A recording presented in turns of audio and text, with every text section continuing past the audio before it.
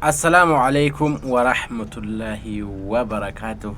أكم فياجرتو بقى جراتن أردفتوني أمنتا مسلمة هندي خيسانو سنين جيكا أرانتنا برنوتا مخارج قرآن دا مخارج حروفا خان جلق أمني خاني قراتي ديفنسان اتدي بني جرا هندي خيسانو جا چورا رتي هرمتاني أكا براتن kabajaa fi jaalalaan isin gaafanna kanaafuu jechuudha irratti jabaannee haa barannu warroota maatii keenya illee hin ta'in dhuftanii maatii keenya tahuu filadhaa isiniin jenna. kanaaf karaa barnoota keenya makaarijaatti dabarra kan arraadha darseen makaarija jiimirraa ka'aa jechuudha. kanaafuu jechuudha hanga xumura barnoota keenyatti turtii gaarii isiniin jenna. إيجا أين مخرج الجيم؟ أين مخرج الجيم؟ حرفين جيم إسرابة كوبين جيمي يوكا حرفين جيم إسابة وسط اللسان حرفين جيم ولا كاجتشورا ملي الرباتي بهاجتشورا وسط اللسان جيم وقاجتني إني ولكم الرباتي جتشو كيف نقولها أكمتي قران أج ولكم الرباتي قبض جتشو أج إج أج أج إج أجو غافة شدا قباتي جتشو أج إج أجو أج إج أج haala kanaan qaraama jechuun harfiin jiimi eessarraa baha yoo jedhan inni walakkaa arrabaatee jechuudha. Ayna makrajul haa qallaan eessarraa baha haa eessarraa baha wasatul halqi walakkaa laagaa yookaan qoonqoo keessaa baha liqimsituu walakkaa liqimsituutii baha jechuudha. wasatul halqi كيف نقولها أكمتي قرانا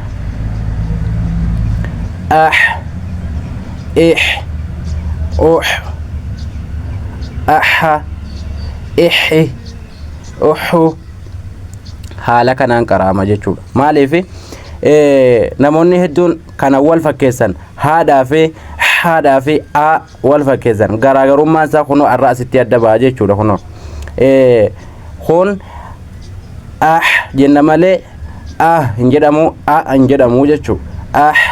Ih ih haala kanaan qaraama jechuudha. makaarijni harfii haadha wasata halqiitii jechuudha. walakkaa laagaa yookaan qoonqoo achirraa bahaa jechuudha duba. ayna makrajul